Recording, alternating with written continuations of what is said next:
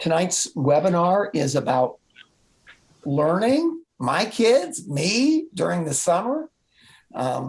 We're going to have 8 exemplary teachers from around the state of Ohio share ideas for summer learning about science, technology, engineering, and mathematics, the STEM fields. And Paul Post of the Ohio State University has organized this group of exemplary teachers and presenters. My name is Greg Foley. I am the chair of the executive committee of the Ohio Mathematics and Science Coalition.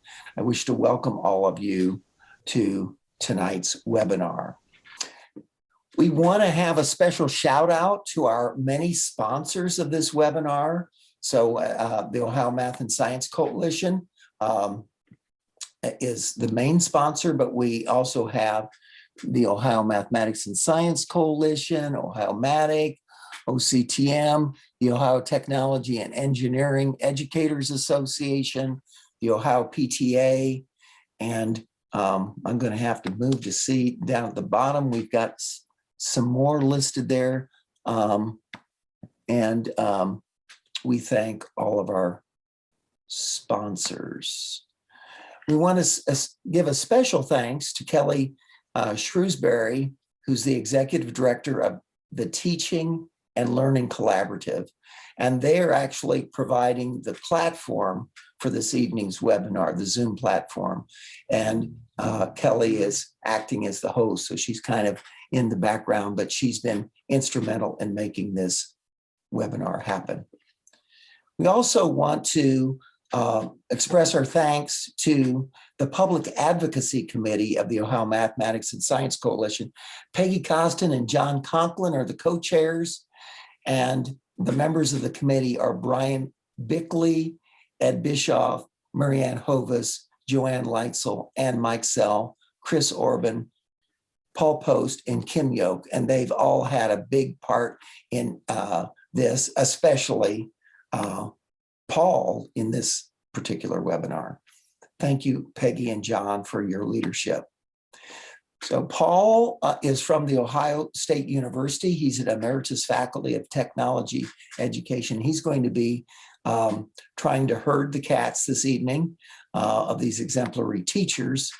And we have Jody Bailey, 7th grade teacher from Hilliard, Bob Claymeyer, an elementary STEM teacher who works for STEM is Elementary. We have Jen Dennison, who's from the Ohio Department of Natural Resources and is the state Project Wild coordinator. Rachel Gorsuch is a math teacher from Columbus Academy and a teacher's teaching with technology regional instructor and advanced teacher capacity project instructor. Marianne Hoppel teaches science at Athens Middle School. Scott Coots is a technology and engineering teacher at Westlake High School. And Brian Lean is a technology and engineering teacher at Butler Tech, which is connected with Ross High School. And Jenny Walls is a math teacher in Akron at Firestone Community Learning Center, which is a high school in Akron. So with no further ado, I'm going to turn this over to Paul and his folks and to share with us some very interesting ideas. I just kind of wanted to start with our panelist group and talk a little bit about one of the things we're interested in is helping parents talk with their kids over the summer about the things around them. And so the thing around a lot of us, although not all of us, is cicadas right now. And so I just wonder if our panelists had any thoughts about things you might talk with your kids during the summer about cicadas. And another thing is that our kids are going to ask us questions about cicadas that we may not know the answer to. What would you do then? I can jump in if you want. Sure. Jen Dennison with the Division of Wildlife. Cicadas are cool. I think they're cool. They're around my neighborhood right now.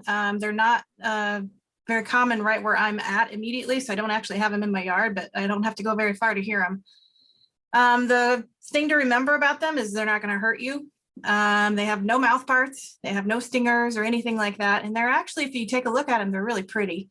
They're creepy looking at the same time, but they're really pretty. They got those big red eyes, but they won't hurt you. They're not here for very long. They'll be gone by the 4th of July, they think. So enjoy them if you have them. Don't be afraid of them. And if you don't know anything about them, there's tons and tons and tons of websites and all kinds of stuff out there to help you learn. But just enjoy them for what they are, the really cool phenomenon that they are.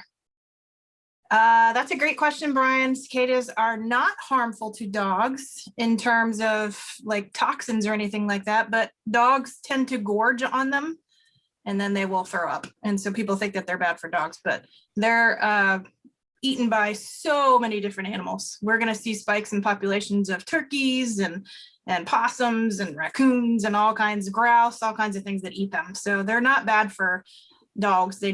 Dogs don't know when to quit eating them.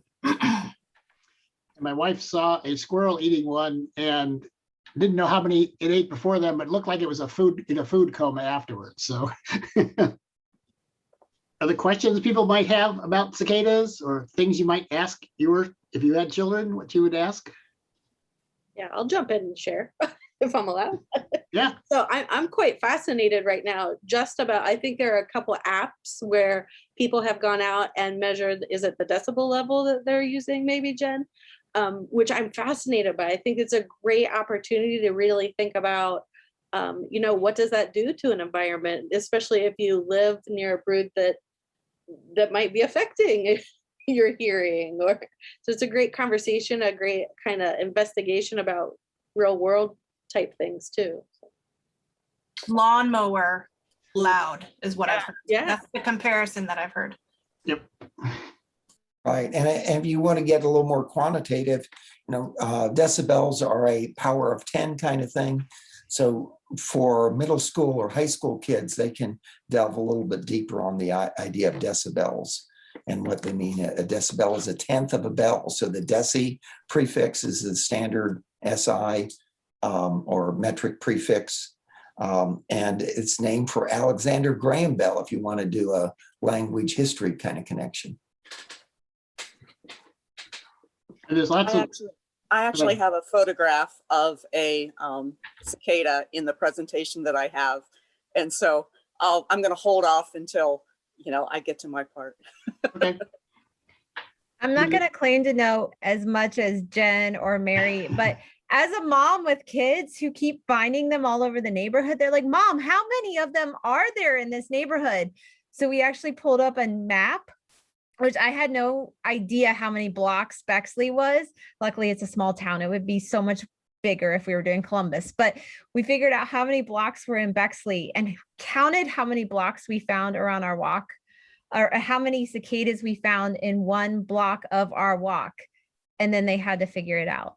So poor kids with a math teacher. Right. For summer break, they had to figure out how many cicadas were in Bexley. Luckily, we didn't have as many as at High Banks, so it was a smaller job. But yeah, that was a little thing that I did with my kids. Elizabeth in the chat noted to the panelists that cicadas are a good sound. In Nigeria, they represent clean water, trees, and shade. Cool. Yeah. Well, let's move on. Jenny is going to be our first presenter. Hello, everyone. I am going to share some ideas for you to do with your children over the summer with geometry. So first of all, geometry is everywhere. And by the way, I do teach in Akron at Firestone High School, part of Akron Public Schools. So the first topic that you can see with your children is the idea of symmetry. So if you have young children, a good definition or a good thing to talk about with them is that symmetry is two or more parts that are identical after a flip, a turn, or a slide. Older children may want to start using the terms reflections, rotations, or translations. And this is the Cleveland Rock and Roll Hall of Fame.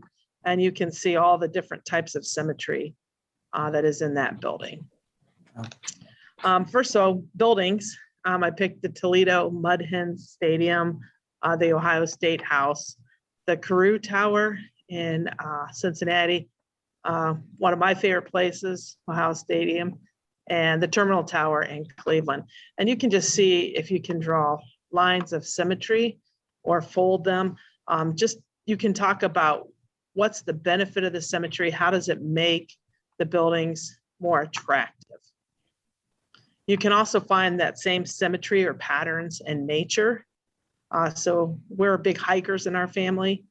So it's very fun to take just a quick walk in the woods, or even in your own neighborhood, or even at home. You can see all the different symmetries and patterns in your house. You can talk about lines with young children. Young children, I do believe, are introduced to the word parallel lines early, and then intersecting lines. Older children can talk about the idea of parallel and perpendicular lines. And here's just some examples from nature. Maps, the road, just anything that you can find if you go shopping, even at your own house or even at baseball fields. There's all sorts of examples. And you can just have conversations about what's true about the angles. Just look for the patterns. You can see the symmetry again in these patterns as well. Another idea is shapes. So for young children, you can ask them to find triangles, circles, squares, and rectangles. For older children, you can ask, why are these shapes being used? So for example, when you talk about construction, why are triangles used over rectangles, for example? And if you know, you can put that answer in the chat. Does anyone know why triangles are used in construction over rectangles? They're just more sturdy. So, but you can find circles. Yes, it's the strongest shape. Blocks are a great tool for kids to discover geometry and properties with hands-ons, Legos, and even you can cut rectangular sandwiches in the triangle. So just, you can have kids find shapes, talk about shapes, and just some different conversations that you can have about geometry is you can go to a zoo, a museum, or a hike and have a scavenger hunt. Ask the kids who can find different symmetries. On car rides, you can ask them, what shapes do you see? What patterns do you see? Do you see any lines that are parallel or perpendicular? In your house, where can you find parallel lines, perpendicular lines? And animals, do animals or people have symmetry? And again, just conversations about why they use certain shapes over others. So please enjoy looking for geometry because it's everywhere. Thank you. Great. Thank you, Jenny. Mary Ann is up next. Okay, I have a feeling that I might have some extra things that Jen has because I'm talking about just kind of the whole what to do outside with students. I am a 7th grade science teacher, and a number of these things I've done with my students recently. And one of the big things I think is so important is to allow people to be curious. So allow the kids to wonder what's going on, how does this work? And one of these things I like to do is just being in nature. And one of the things that I have noticed, like within the last year, is that we've been behind screens so much, like tonight, but we've been behind screens so much that we've kind of not been able to go out into nature and just kind of see what's out there. And so that's kind of the direction I'm going with this, with some life science type things and how to observe in nature. And so we were talking about the cicadas. Here in southeastern Ohio, we do not have this brood of cicadas. Our brood was here about 5 years ago. And it might be interesting to talk with your kids about, well, are these helpful or are these harmful? Like, what are they doing to the environment type of thing?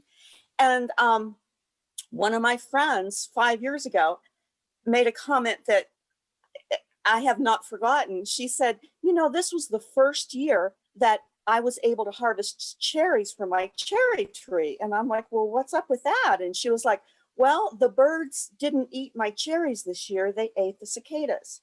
And so there are just so many things to think about these little red-eyed insects that we get to see every 17 years or so. So they're actually pretty cool.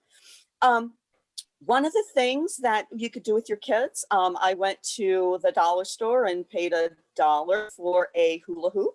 And what you can do is just use this. This is going to give you the same amount of space that you can then observe on what is found inside of this circle that we have. What do you notice? What kinds of plants do you see there? Oh, you don't know what those are? Well, let's figure it out. There are so many online sites that we can use to identify plants. There are so many online sites we can use to identify some of the little animals that we might see crawling around in there. And it might be even a good idea to look at where one of them is in full shade and one of them is in partial sun. And so maybe if you look at that, you can kind of realize that, yeah, that stuff looks different in those different hoops. The one on the left is the one that was in mostly sunlight. And so the kids will be able to see it's different here. And that will make a big difference if you go to the park versus your yard versus someplace where it's a little more wild. This was actually the yard at school.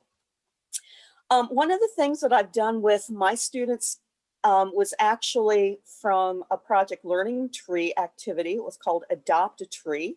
And in Adopt a Tree, what you do is you choose a tree and you just watch it over a period of time. And I did this with my students this year. And so we started out the year totally online. And so my students found a tree and they were able to watch it and see how it changed over the fall. And then, of course, winter, it was quite different. And then in spring, I had them do the same thing. And so this is a photograph on the left of a cherry tree that I have in my front yard. I actually took the photo from my front window. You can see the window frame in there. And that's what my tree looked like. I believe it was maybe April. And then I took the other photo this morning, and that's what it looks like in June. And it's just really good for the kids to see how these things change over time. And it just kind of gives them an idea of what's going on around them, which I think is really important just as a person. And it's really important for your science skills to be able to make observations and just kind of see what's going on around you. One of the things that I had my students do, and that it's really good to do with students, with kids, is to identify a tree by its leaves. And you might have been one of those students who years ago you had to do a leaf collection for school. And I've had my students do that before too. And they just get so interested, you know, before they'd look and say, look, it's a tree. Well, yeah, but what kind of tree is it? And does that shape of that tree look the same every place where it is? And so there's so many questions that you can ask. Does this tree in this part of the yard, it's the same kind of tree as this other tree in the yard, but they look a little different. Why is that? And so if you're going to identify a tree by its leaves, I have in the resources, and I have on the slide here, the Arbor Day people know trees. And it has one of the keys that you might have used when you were a kid, where it asks you questions. Well, is it a needle-like tree leaf, or is it, you know, talks about what the shape of the leaf is, and it eventually gets you to what tree you have. And this happens to be a silver maple, which I identified. I knew what it was, but I went through the what a tree identification, and yeah, that's really what it came out. You can also grow your own. I had students this year who were growing, we grew green beans, but what we have here on the left are some planters that my husband and I have put out. And that is a tray of coneflowers. Those are native plants. That would be a great thing to talk about with the kids about just, you know, there are some plants that have always been here and they work really well here. And then there are other plants that we sometimes introduce, and sometimes that's okay and sometimes it's not so okay. So those invasive species. And so we've got this that, you know, they can go ahead and grow their own. They can eventually put it into the ground. What I have there on the right is a bed of echinacea, the coneflowers that were started like you see on the left part of the screen. And I'm really into butterflies. And so that's going to come into this here real soon. So when I was a little girl there on the left, I would pick violets for my mom and take them in, and oh, aren't they pretty? I did not know that violets were really important to the ecosystem, because violets are a type of plant that great spangled fritillaries, which we see over here on the right side, that they use as their host plant. And that means that they lay their eggs over here, and this is what the caterpillars eat. And so I was all excited when I figured that out, because I was having all these fritillaries around my house and I didn't know why. And then I was able to figure out that that's their host plant. This one happens to be on another native plant. This is a wild bergamot. It's in the whole bee balm family. And this attracts a lot of different things like what we see down here. And I just think these are fabulous. These are hummingbird moths, and they are attracted to my bee balm over here, my Monarda. And they look kind of like, I don't know, flying crayfish. And they are just so much fun to look at and see what they do. And they come to my bergamot. So if you are able to find some place, the bergamot probably is going, it's not blooming yet. It's going to be blooming probably in the next couple of weeks, and it blooms for maybe 2, 3, 4 weeks, depending on where you are. And it's got some really cool stuff. And so this would be great just to go through, go and walk someplace and find these and try to identify them. There are so many guides out there that you can use. If you are interested in attracting monarchs, they need milkweed. And so these are a couple of milkweeds that I have at my house. This is butterfly weed. It's not blooming yet, but it's orange. And this is common milkweed over here. It's kind of a purpley color. And monarchs use different kinds of milkweeds as their host plant. Their caterpillars have to have those to eat.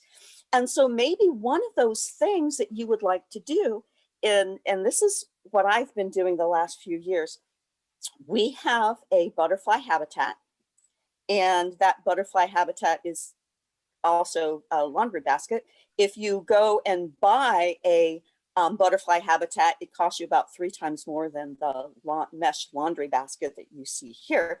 And so what we do is we go out into our milkweed and we find our caterpillars, and we get milkweed and we put them inside of our habitat. We have it in some water so it stays longer.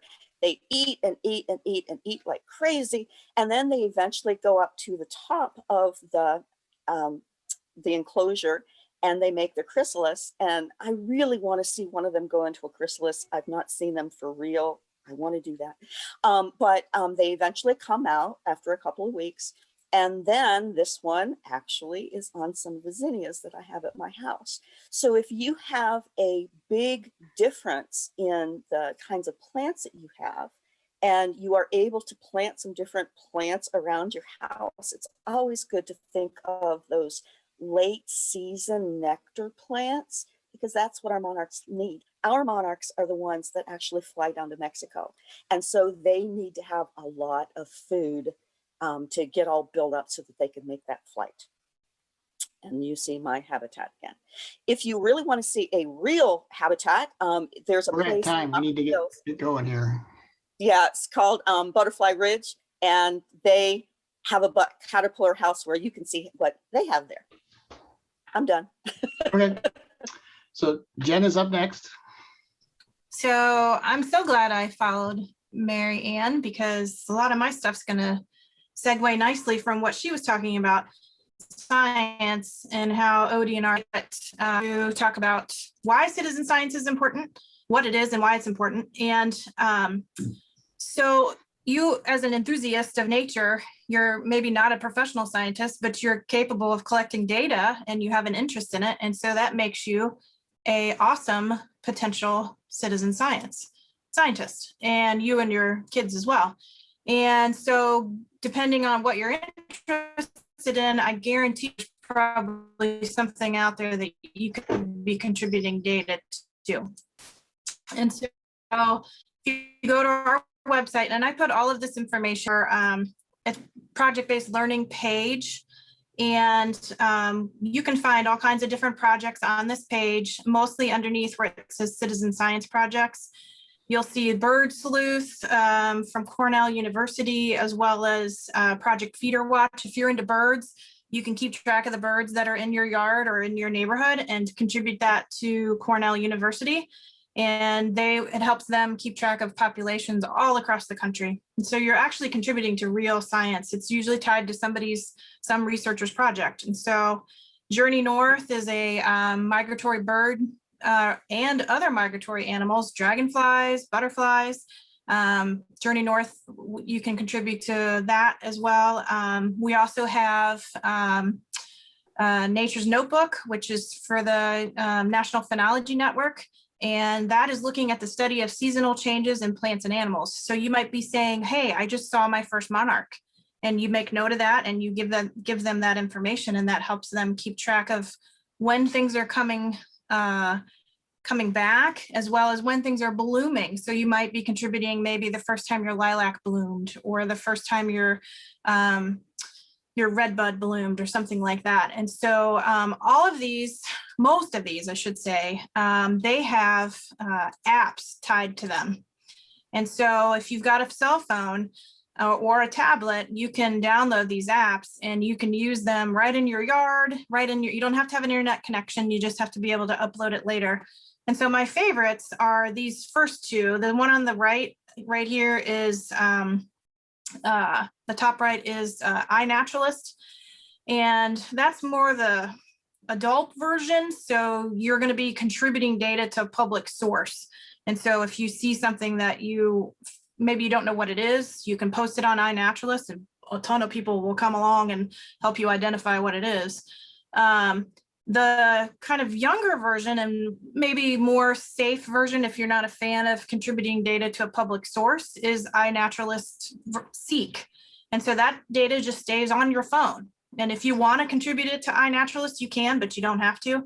But it has so many images in it that it can help you identify stuff without even connecting to iNaturalist. And it is so cool.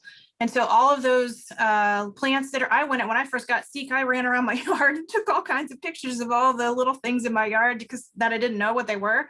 So much information. It was great. And so Seek and iNaturalist both are great apps to put on your phone. They're all free. Nature's Notebook is also free, and that's that phenology one, study of seasonal plants and animals, phenology. And you can contribute. And what's really cool about Nature's Notebook is that you can pull up the data for your area and compare it to maybe somebody over in Nebraska or somebody up in Connecticut or something like that, and say, well, my red-winged blackbirds came back before theirs did, and why? And they work out with your kids, have them try to answer those kinds of questions. And the eBird is another way to contribute data. You can tell Cornell essentially what you're seeing and when you're seeing it and where you're seeing it. There's a geotag, a GPS tag, a latitude, longitude that's attached to the phone. And so when you post something in eBird, it knows exactly where you're at. And so they can track where birds are sighted, and it helps them understand migration patterns. It helps them understand overall population levels. And so these are really fun and really important citizen science apps that you can utilize. One really easy thing that you can get from us is the Wild Ohio for Kids magazine. And we have the Wildlife Journal, and this is a PDF. It's also linked on that Google Doc that you're going to have access to, but there's some great projects, really easy stuff that you can do in your yards or even on your school grounds. Things like building a wildlife blind. You just take a refrigerator box or something like that, and you cut a hole in it and you put it out, weight it down, and you can get out there and take pictures and look at things with binoculars, and you're undercover, you're camouflaged. You can also do a habitat inventory. What's different kinds of bugs and plants and birds and mammals are you seeing on your property? There's birding tips and how to catalog what you're seeing and taking field notes, looking at field marks on the birds to help you identify one from a different one. And that's all free from us as well. And then I think Kelly put a link to our field guides in the chat. We also have posters. We have loaner kits that you can borrow from us. but the field guides are what everybody wants. We have, I think, over 20 now, and they're all on our website as PDFs, and every class of animal that you can think of, we have. So we've got mammals, we've got the common birds, we've got 4 or 5 different bird ID books. We have dragonflies and damselflies, butterflies, moths. We just came out with freshwater mussels and millipedes and snails. I mean, we just have all kinds of stuff. So it's really cool. They're also free, and those are paid for out of hunting and fishing license dollars and donations to the Wildlife Diversity Fund. We do have local offices in your area, and those folks can be helpful to you if you're looking for, like in particular, if you're a homeschool group or if you're a teacher and you're looking for somebody that might be able to help you put together some materials or a presentation. Those are your local contacts. And then there's my contact information. And again, this is on the Google Doc, but we'll save questions, I assume, for the end. Yeah. But that's all I have. And I know I went really fast. Okay. So next up is Jody. So I am a 7th grade teacher in Hilliard City Schools, but the 25 years before this past year, I have spent in the K-5 world, in the elementary world. So Paul, if you go to the next slide, something that has really been reinforced for me in this past year is the importance of that family school connection. So this is a really quick video clip, and I'm guessing lots of parents have felt this way. We will control the horizontal. We will control the vertical. We can roll the image. That's not the way you're supposed to do it, Dad. They want us to do it this I don't way. know that way. Why would they change math? Math is It's math. okay, Math Dad. is math. I'll just wait for Mom to get back. What? Well, she won't understand it any better than I do. So that is too often how things seem to play out with math between school and home. And that is never our intention. We never want the student or the family to be caught in the middle. So we've had some great conversations between about the science and shared some ideas about being curious and collecting data and trying ideas. And that's really where we've kind of shifted our thinking in how we teach mathematics. So go ahead, and you see on the screen, it says, without paper or pencil or a calculator, how would you solve 18 times 5? And I'm going to ask you to take a moment and share in the chat how you would approach solving that, but don't hit send yet. We're going to do a chat first and all send at the same time.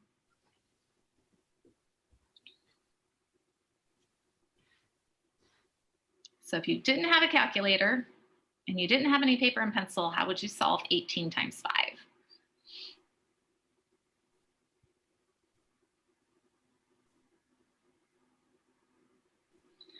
5? You'll see on your screen several different ways that people have thought about solving this problem. And that's really what we're focused on in teaching mathematics these days, or what are the different strategies kids could use. The traditional algorithms we learned are not always the most efficient strategy. We want kids to think about the relationships between the numbers and what their prior knowledge is. So you can take a little time and read through and find people in the chat who thought like you. This slide comes from Jo Bowler, who's a professor at Stanford University. She has done a tremendous amount of work around mathematics education, and she has a website called UCubed with some great resources for parents. So Paul, if you go to the next slide, that will be linked for you. It's also in the resources that will be shared at the end, but there are some examples of different articles that she has available. And then you don't have to click on the link, Paul. A lot of these are just resources. It's like drinking from a fire hose. So people can go back and look at what is most relevant to their world at the end. If you go to the next slide, I mentioned that I teach in Hilliard City Schools, and I worked as an instructional coach alongside another one of our K-5 instructional coaches, and we put together a website that's Math Help for Parents. And so we have some videos on there. It's really designed for K-5 parents, but if you have middle schoolers, you might find some of those resources helpful. There are questions that you can ask your student or your child. There are some ways to show how we think about addition, subtraction, multiplication, and division. This kind of grew out of an idea where I had surveyed a lot of different parents in our district, and a lot of the parents really felt like they needed a resource. The textbook was what they said in their comments, because they felt like there was no textbook, so they weren't sure how to help their students. And so we really thought about what was a resource that could help support our families. So Paul, you can go to the next slide. And that math website is on the Hilliard District website. So, oh, actually, Paul, I think you're on there. If you want to scroll down and just show how it's organized. So that's out there for anyone. It's a public website. So you can see this is around addition and subtraction. It goes through some of the different strategies and ways kids think about it, but there's also a section on problem solving, different online resources that could be helpful for you. And then my remaining slides are really just more resources for you. So Paul, you can just kind of click through those. For my 7th graders, I had a math challenge so we could address some of that unfinished learning that happened this year and really focus on the notice and the wonder idea. There's a QR code there, but the link will also be shared in the resources at the end. I really designed it for 7th graders, and there's some real world application problems like calculating a tip at a restaurant. Looking to see if you're at the gas station with your parents as they're filling their car tank with gas, is it a proportional relationship? So ideas connected to 7th grade, but I also put in some games. Greg Tang has some amazing puzzles that are free to use. So even if you have an elementary age student or a middle school student, I think there are some activities you would find that are useful. And then the next slide, Paul, is a TED Talk, which we do not have time to watch tonight. But this quote always sticks out to me. This is one of my all-time favorite TED Talks. It's from Dan Finkel. And he says, what books are to reading, play is to mathematics. And I know as an elementary person, parents get a lot of support about how to read with their child, how to support their child in reading, lots of book titles that you should have in your house. So I love this idea that play and mathematics are connected, because that really is what we're trying to develop in kids, a joy in mathematics. So I don't often recommend things that you have to pay for, but the last slide, Paul, is actually 2 games that are available from Dan Finkel. And the one on the left is Tiny Polka Dot. And I've played both of these games with children, and they are very engaging. There are multiple ways to use the games. So I actually do think they're a good investment of your money. So Tiny Polka Dot is available it's most appropriate for kind of preschool kids up through maybe 2nd grade. And then Prime Climb is for, I'd say, 3rd grade up through middle school. And I had my 7th graders play it this year, and they really enjoyed it. I've used it with 3rd and 4th graders. Prime Climb is based on an activity that actually is used in that TED Talk from the previous slide. So I think Rachel is next. Is that correct, Paul? That is right. She has some ideas to continue with math. I know this is like drinking from a fire hose tonight. So thank you. Rachel? It really is. I'm gonna follow up on your game idea though. When my kids were really little, they could earn stickers. Like we had a sticker chart that they could earn stuff for. And I always gave them stickers for playing math games. Just like for playing any math game, Uno, or we had a game called Sum Swamp. They got to earn stickers to go to the bookstore and get a book. That was our big reward. So I love that you shared those games, because I think that can make a big it's a big deal for kids to have those games to play instead of just like a worksheet, and they're still learning just as much. So thanks, Jody. I appreciate that. Thanks.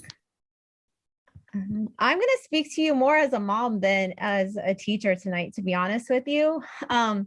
I am a math and physics teacher and a huge STEM enthusiast, but tonight I'm just going to share stuff that I did with my kids over the past couple summers.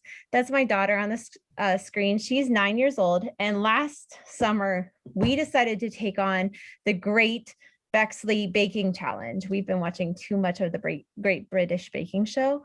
But the way that we did this, because she was feeling very frustrated with fractions during COVID.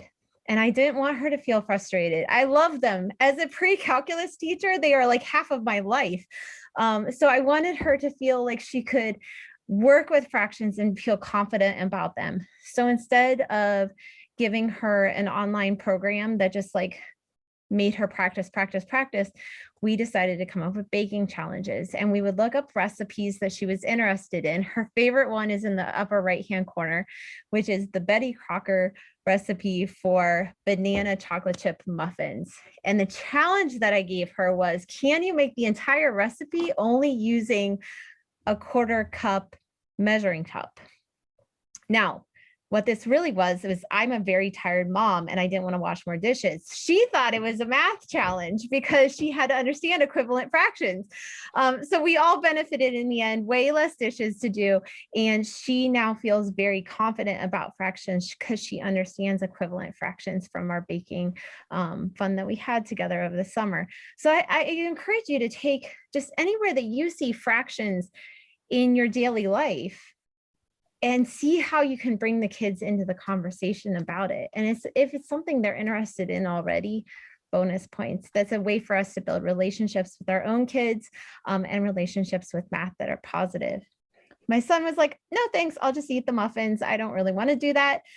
His focus was more on coding. He is extremely interested in coding, especially since my husband changed careers and decided to pursue coding. He wanted to learn more about what his dad was doing, but we knew he wasn't quite ready to get into JavaScript or something like that. So when he was in 6th grade, we put him on this free website that comes from MIT. It's called Scratch, and it's drag and drop coding. The nice thing about this is you don't have to be fluent in the syntax of it. It's all drag and drop. So you don't have to worry about like maybe forgetting like a parenthesis here or a quote here. And kids can do all sorts of creative things with it. His main thing is he really likes doing animations with it. So the challenge in our house is, can you create a 5-minute animation using all the options you have available? And then, because I'm huge into mathematical modeling, the idea for the next day is, after you've created that 5-minute animation, can you revise it to make it better? And revise it and revise it and revise it. And English teachers don't get to be the only ones with rough drafts. Us math teachers like rough drafts too. So just taking that saved document and refining it was a great thing for him to work on over the summer. That idea of revising something that's STEM instead of just creating something and then moving on to the next thing. So I encourage that as well. Like, find projects where your kids can create something in STEM and then revise it. Because that's really what we do in math and science. We don't just do an experiment once. We don't just create like a math problem to solve it. We're more interested in how can we make it just a little bit better. And so those little opportunities that you can take with your kids, I think, are really impactful. So thanks for letting me share what we did last summer with my kids. I can't wait to use all of your ideas to start planning for this summer. Yeah, for the technology and engineering side, I'd love to add on to that. There's this thing that the BBC came up with called the microbit, which is this little processor, kind of like an Arduino, if you know what those are. But you can program it using Microsoft's version of Scratch, essentially, just online, and it's great. So you can turn on and off lights and all kinds of crazy things. So next up is going to be Bob Claymire, who is a musician and I think has a gig tonight. So I have a video from him. Let me. Hello, I'm Bob Claymire with the Ohio Technology and Engineering Educators Association, and I'm also with my own little company called STEM is Elementary, where we try to promote elementary STEM resources, mostly free, for teachers and educators who are interested in elementary STEM resources for grades K through 8. Today we have an activity on orthographic drawings. So let's take a look and see what we have. Okay, this is created for the COSI Science Festival this year, 2021.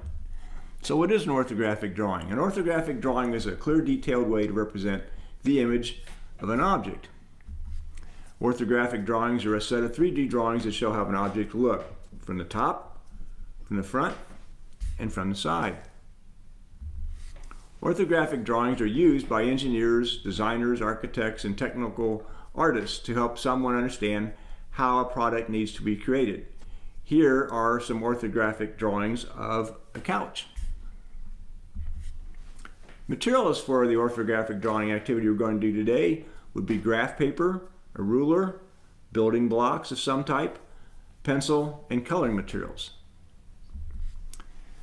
First of all, we're going to create a 3D shape using building blocks. Here's a very simple one using 3 Kiva planks. Now we're going to use the graph paper to sketch and label the drawings from the top, from the front, and from the side. Next thing we'll do is challenge your friends to build your design. Make a design, draw it in orthographic drawings, give the drawings to your friends, and see if they can figure out how to build what you designed. Kiva has cards, activity cards, specifically for this purpose. Math concepts that you can teach using orthographic drawings would be measurement, angles, area, perimeter, volume, symmetry, and spatial awareness. Some educational applications of this might be drawing and building a 3-dimensional farm or a village or a castle, using modeling clay to make 3D designs, design and build 3D models of letters and numbers, draw and build a historical structure, and math concepts such as length, area, perimeter, volume, angles, scale, proportion, ratio, and symmetry. Here are some resources for more study of orthographic drawing with children. The Design Museum Foundation has an orthographic projections activity. It's a complete lesson that you can download. Here's one put on by Pax and Patterson, which is a very good company for technology education supplies and engineering supplies. It's a YouTube video on how to make orthographic drawings. So this has been the orthographic drawings activity for the COSI Science Festival in 2021, put on by the Ohio Technology and Engineering Educators Association and also STEM Elementary. Thanks for watching. I love that there was the Minecraft thing going along, because that's another way of working in 3 dimensions and helping things there. So the orthographic drawing gives kids a chance to say, oh, I want to build something, and then they can draw it, and then people can help them with building it. Next up, we have Brian Lean, who's out in the wilderness somewhere and offline. So again, I have a video from him. Hi, my name's Brian Lean, and I have been a technology and engineering teacher for 36 years now. I currently work for Butler Tech at Ross High School down near Cincinnati. Doing this for so long, understanding what STEM is, and having taught it for these 36 years, I really think that STEM is not really a curriculum. It's not a class. It's just a way of thinking about a project in incorporating all of the different classes, so the science, technology, engineering, and the math classes, and putting it all into a project. When I teach a project, I teach through a project, not about a project. So what that means is you give them a project, and as they need to understand a certain math concept or a certain science concept, then I'll go over it. I won't lecture for a week and then give them a project at the end of the lecture. So one of the projects that you could start doing for summer work would be just creating parachutes for the younger kids, and really the older kids too, but the younger kids really get into this. You could use dry cleaning bags, the plastic from dry cleaning material. You can use plastic bags. There's all sorts of materials out there and all sorts of resources that you can use. Just string and some washers for weight. There's a website here that can be used. This information can be downloaded then on how to size your parachute rocket. This happens to be for like Estes rockets or building your own rockets, but the math involved with this, you could come down here, and the math involved with how big does your parachute need to be for the weight of your whatever the lift, the payload, what shape is it going to be. So all of that has some math concepts that you can use. So it's not just trial and error, it's trial and error with some math behind it. So that's one that you could do simply this summer, just kind of fun. As a kid, I would make them, throw them off of a tall building or go out on a swing set and throw it off of the swings. Just anything to get up a little bit higher, just see what worked, and then add weight or subtract weight. You could do a paper airplane project. So let's say it's a rainy day. You can do paper airplane project. So this site is landing paper airplanes on an aircraft carrier. They have an aircraft carrier. You could just use your kitchen table and just put some tape down it to say this is the landing area, and have them stand a certain distance back and have them throw a paper airplane and land right in that path area. Sounds really easy, it's not. So engineering encounters, so you've got code free to use. My email address is brian.lee, how to code, and this site's out there for you, free to use. That's what I have for you.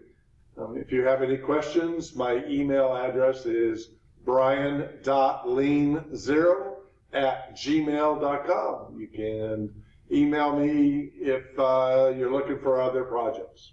Thank you. That was an edited version. He has a longer version that I have in the resources, so you can watch that all later. And then we have Scott. Hi, everybody. First off, I'm a technology and engineering teacher from Westlake, Ohio, the furthest suburb, west part of Cuyahoga County.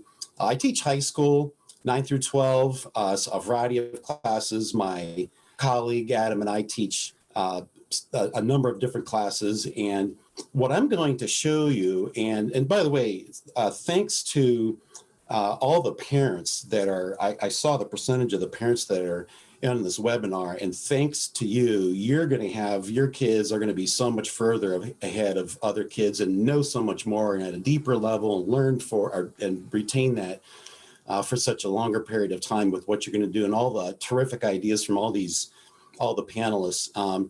As a technology and engineering teacher, I've been thinking about all the different things just from listening to the teachers that presented, or I think there's more than just teachers, but and back to the cicada thing, thinking about, and Paul down in Columbus, it was funny because even my wife said, we were watching the Memorial Golf Tournament. She says, "What's the noise on the TV?" I said, "That's the cicadas."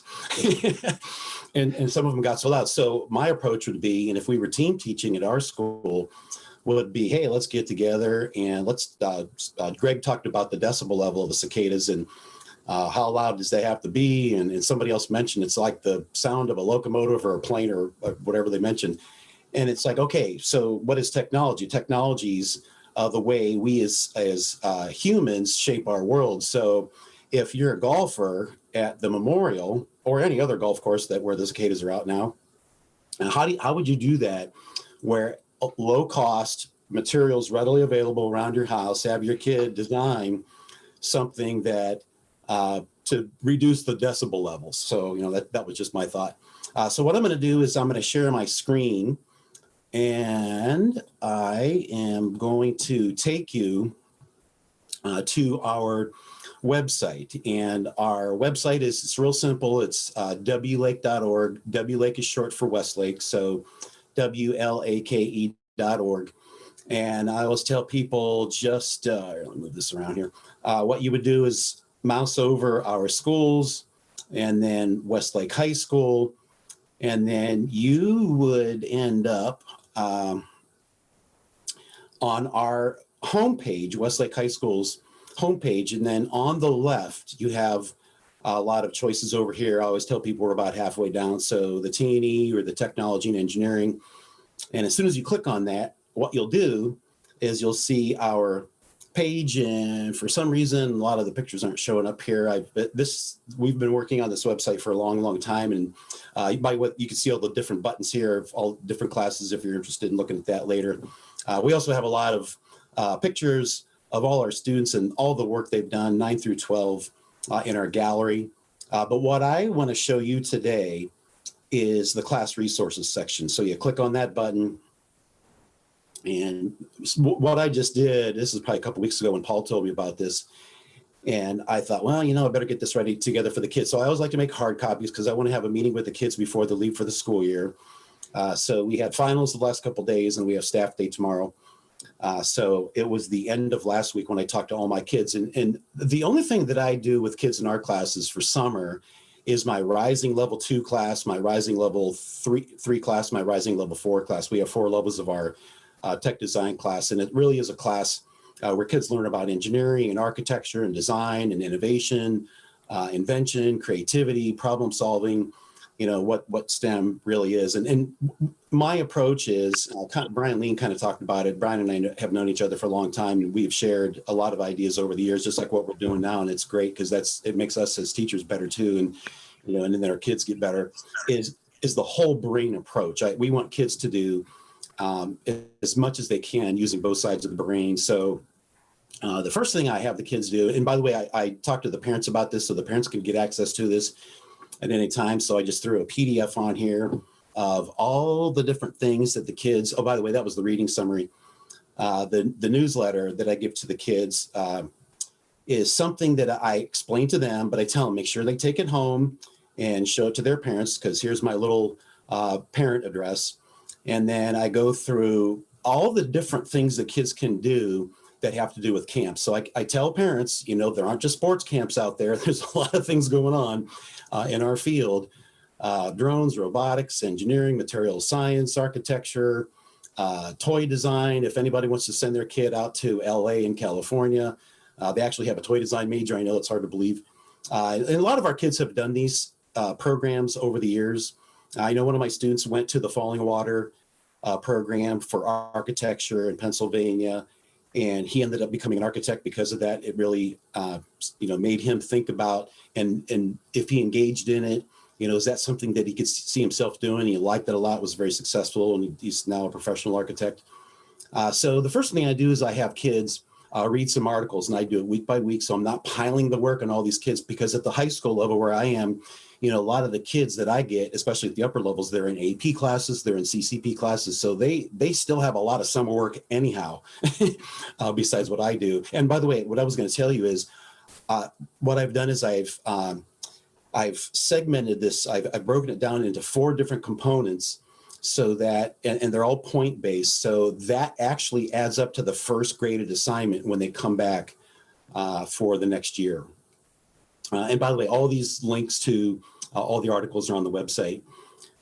So then what I do is I talk to the kids about growth mindset. With what's happened over the past year and a half almost, is kids have forgotten about that, and they've forgotten about, the grit of, and just the sheer determination, the desire of truly being a student and what it means to be scholarly. And I tell the kids in all my classes that that's their job, is to be scholarly and to be a real student and to learn as much as they possibly can. Because I tell them, once they leave high school, then they have to pay for everything. Some of you parents who have kids in college, you know about that. My daughter's a junior at Kent State right now, so I know how much it is. And to use their time wisely is probably one of the most important things. So they don't change their majors 2 or 3 times like we hear a lot of her friends doing. So here's the breakdown. I'm not going to go over these, but I just want to tell you the format, the framework.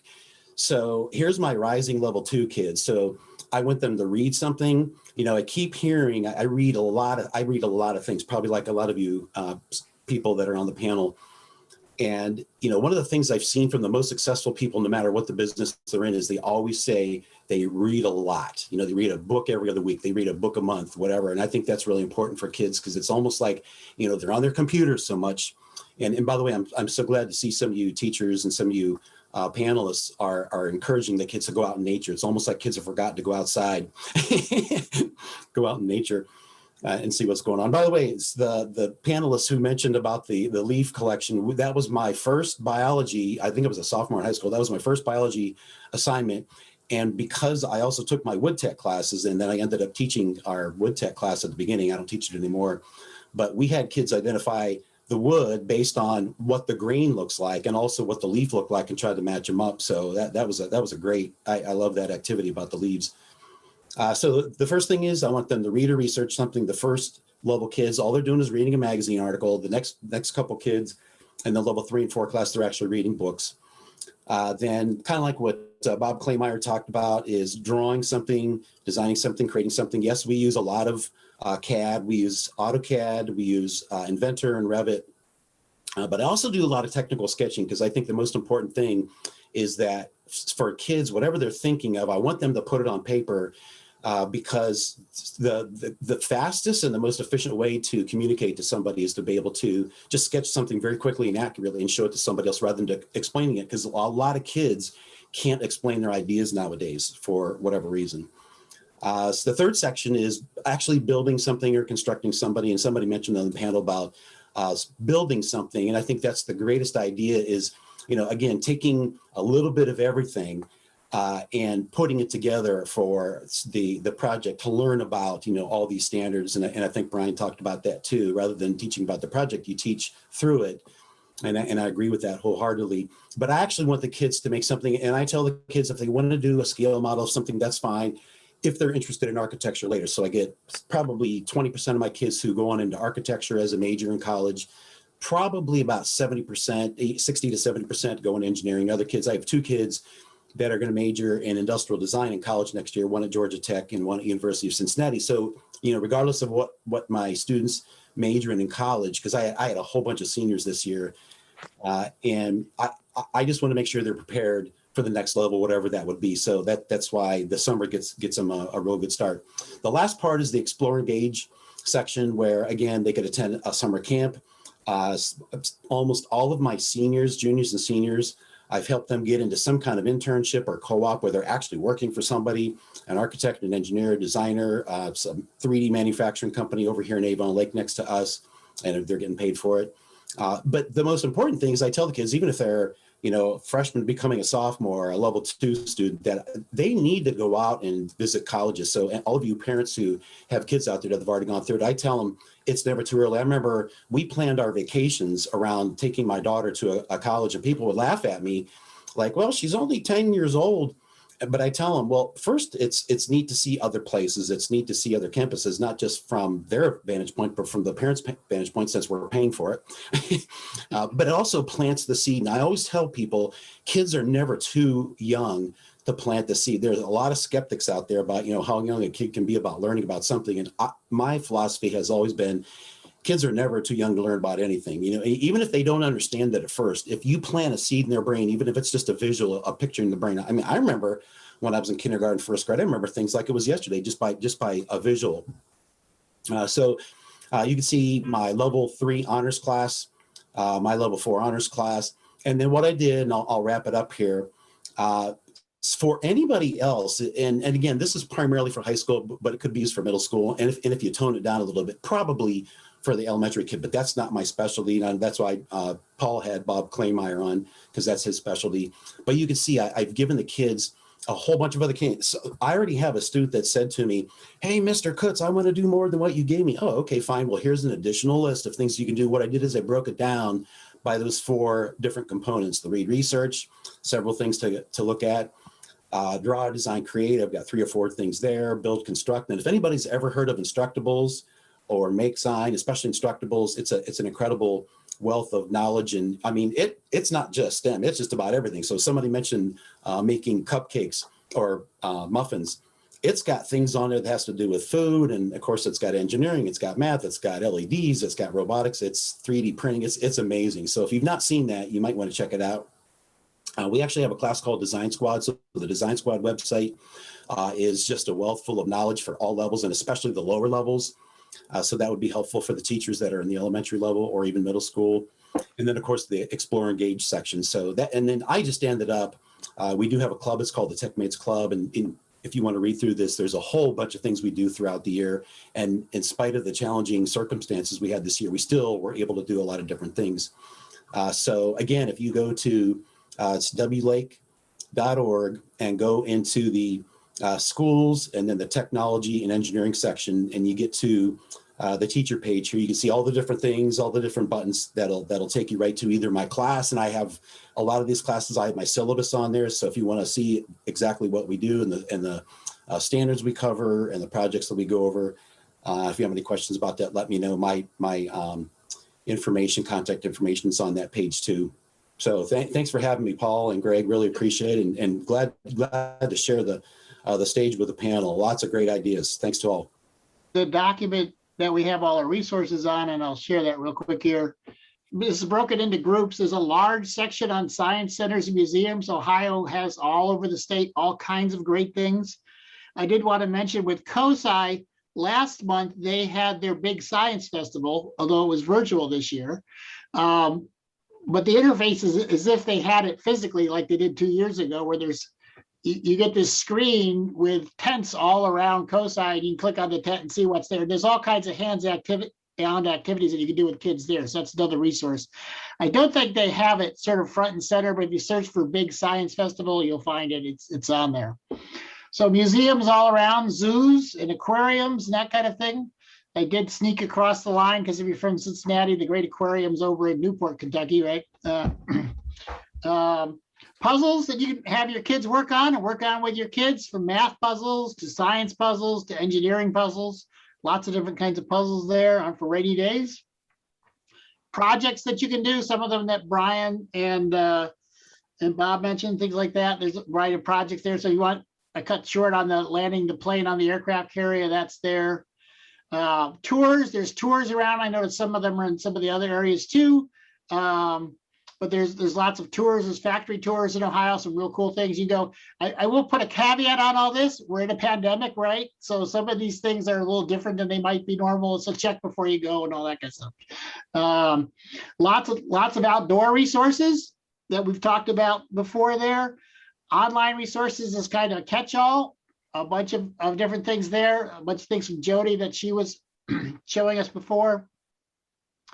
Books, have your kids read. There's lots of books that are tied to the STEM kinds of things we've been talking to. Mathical has award-winning books. And so I have a couple links there to look at those books that use math in a book. Who would have ever thought, right? There's STEM books and other kinds of things. And then the final page is all our sponsors again, who we thank. And these are all hot links. So if you want to see what the organization does and more about the organization, you can do that.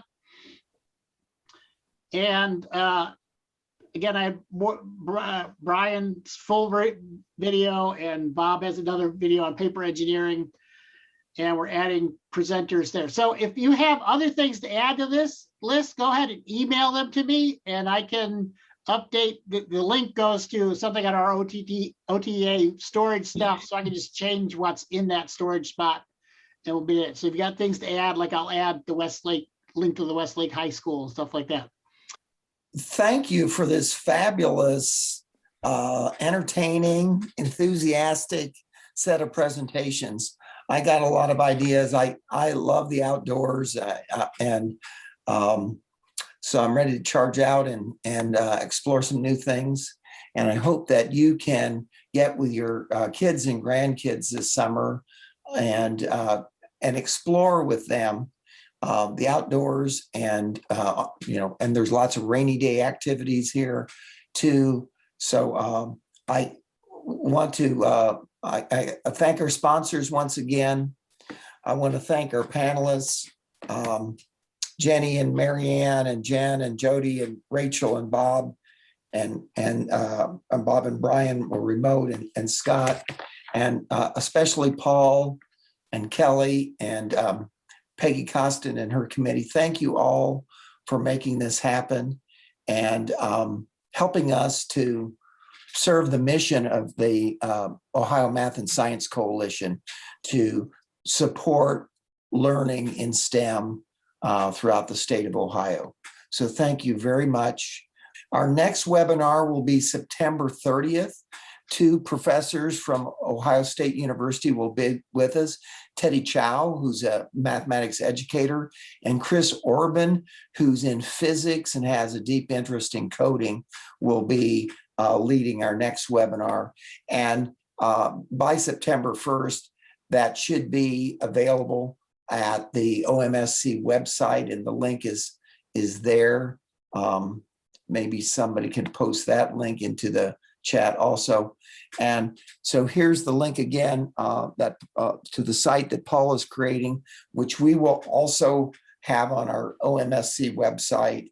And if you have friends and neighbors who missed this session and want to see the recording, that should be posted by next week. So I hope that you can join us in September. And thanks once again to the panelists for making this a very wonderful and worthwhile evening. Thanks.